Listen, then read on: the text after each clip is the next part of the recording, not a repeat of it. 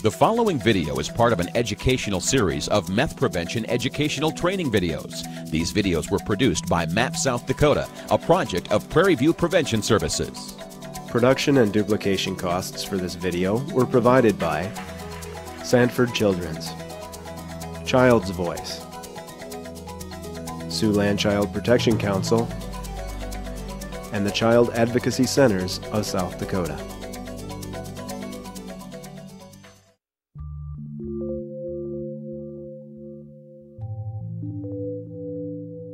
I had been using meth for about a year prior to becoming pregnant with Marcus and continued to use. I had Marcus on Christmas Day. Child Protection Services had visited me in the hospital and asked for a release of information to test myself and the baby for substance abuse because I was undergoing an investigation for a drug possession charge. I signed the release papers. When I went home from the hospital, I noticed that Marcus would just cry and cry for hours at a time sometimes, and there was just no way to comfort him. I'd just hold him in my lap, and he just wouldn't stop crying. And probably when he was about 4 to 6 weeks old, I started noticing the shudders, like the tremors, because I kept him wrapped up in a blanket real tight, and then he'd be crying and all of a sudden just kind of shake and just cry and shake. And his older brother Deontay kind of sat with him most of the time because by that time, by 6 weeks after having Marcus, I had started using again. And he took care of him most of the time, and Marcus kind of had problems digesting his milk and things. He would just like puke it out way far away. And so I kept taking him to the doctor to get those things taken care of or whatever. Meanwhile, I was still using. Methamphetamine use prenatally is currently it's being studied to understand the effects of prenatal exposure. We know that methamphetamine use in pregnancy does get to the baby through the placenta. The level that gets to the baby is probably, at least in some studies, is suggested as high as it is in the mom, and it may remain in fetal circulation longer. It's entirely dependent on how healthy mom's body is, how well the baby does. So if mom has been using for a long time and has, for example, kidney or liver effects, that is going to affect the baby. Mom's nutrition is going to affect the baby.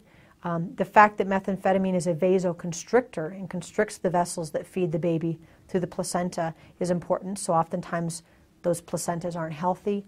Oftentimes the placenta may be small, and consequently the baby may be smaller than an average-sized baby.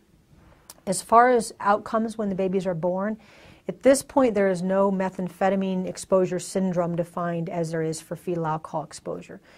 We still understand that the worst drug of abuse for a mom to use while she's pregnant is alcohol. But we do know that the meth does get to the baby, and it's unclear at this time whether the brain effects we see in the adult user may be effects that we see in the baby. It's unclear, and we're very early in our studies. So it's hard to know what that long-term impact may be, both on the brain and on the baby's body. Things we do see at this point is sometimes these babies are smaller. Sometimes these babies may have some systemic problems that probably relates to when in the pregnancy mom used. If she used the day that the heart was doing a lot of developing, it's possible there could be a heart problem. But there's no defined set of abnormalities other than the smaller babies. When the babies are born, again, some of the babies may look actually okay.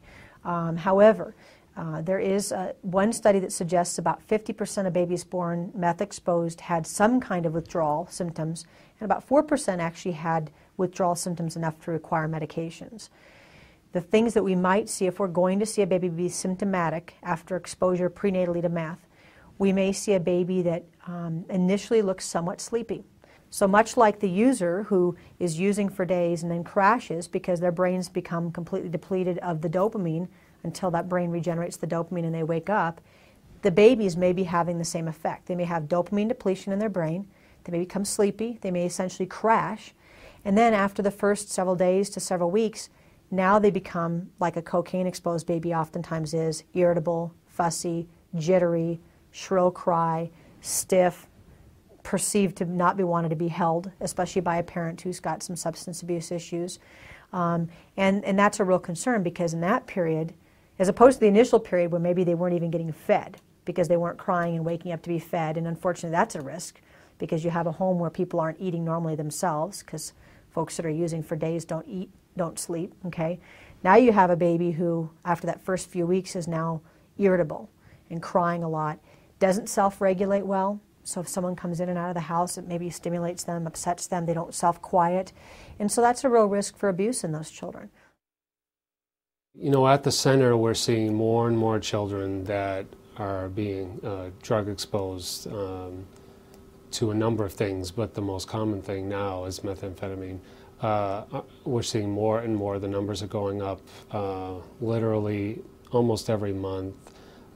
We will see them mostly because they end up in foster care very quickly, because they are taken out of the homes where they're being exposed to the drugs. And so we provide a service to the community where we see all the children in the community who go into foster care. So we see them as soon as we can when they get into foster care, and then we provide a complete evaluation medically for them.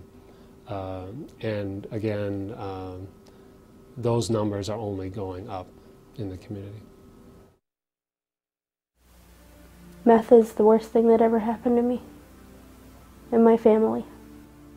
And when I pulled up to my apartment, there was like 5 or 6 cop cars, and so I drove off and went to Burger Time. And I thought I'd grab the food and then go back and see. Hopefully it wasn't me. Hopefully it wasn't something that was going to happen to me. You know, hopefully it was somebody else in the apartment building. Well, I went into Burger Time. A police officer cornered me, told me to get out of the car. The other police officer pulled up, took the baby out of the car. I didn't know really what was happening until the lady was like, you know, are you high on meth right now? And I said, no, I'm not. And she said, well, we have this court order to place your children in the state's custody. And so they took my children away that day. Definitely is the worst thing that ever happened to me. We've been foster parents since 1999, and our first placement was a sibling group of 2, and we've been able to keep them. We've had 18 children in and through our home. We've had 14 foster respite cases, so a total of 32. And what brought us into foster care was Dana thought it was very important that I stay home from work, but our kids were already 8 and 13, and we knew that there was need in the community for foster parents. And my grandma was also a foster parent, and that was something in my history that it was always an exciting time when grandma would come to visit and she'd bring these little babies, and I knew that that was something that I'd like to do when I grew up. When Marcus came into our care, we weren't aware that there was any meth immediately at that time. And we did notice that he had respiratory problems when he came into care. And within a series of events, taking him to the doctor constantly, it was confirmed that Mom said that at birth he had these respiratory problems, breathing problems, just a noisy breather. Later we found out that she had been doing meth in the home, and that she was doing meth during pregnancy. And that became a concern to us, but we didn't have any experience with meth prior to that. After hearing that, when he was 4 or 5 months old, we'd noticed that he would arch his back and do things that just weren't normal for a child that age, and we did watch that. It did go away on its own, whether it was meth related or not. I guess we haven't confirmed that. Now we're kind of searching. We want to find out more, because obviously we have concern with our children in our home, that we can take care of them without bringing other children in and you know, putting them at risk because of, you know, the product or the meth being in their clothes or, you know, in their blanket or whatever, like we talked about. What we're seeing is that these children are really quite neglected. I mean, these drug-endangered children or drug-exposed children are almost 100% of the time they show signs of neglect, whether it's physical neglect, emotional neglect. They are really developmentally behind their peers. If they're school age, they're really behind their peers in school. Preschoolers are just really developmentally delayed with their language, their muscle skills, or motor skills, we call them. They're usually in great need of seeing a dentist. That has been significantly neglected.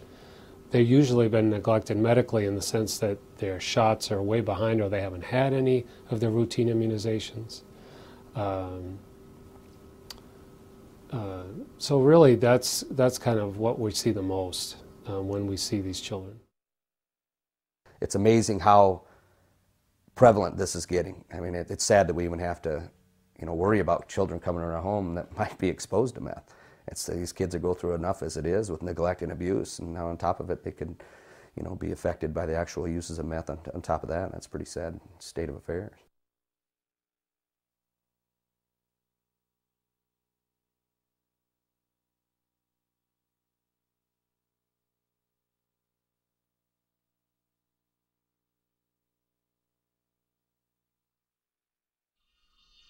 The video you have just watched is one of a series of meth prevention training videos produced by MAP South Dakota, a project of Prairie View Prevention Services.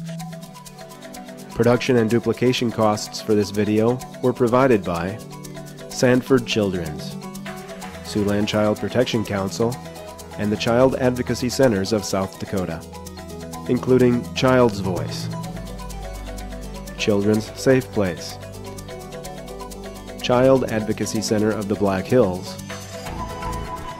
Central South Dakota Child Assessment Center, and Oglala Lakota CASA, CAC.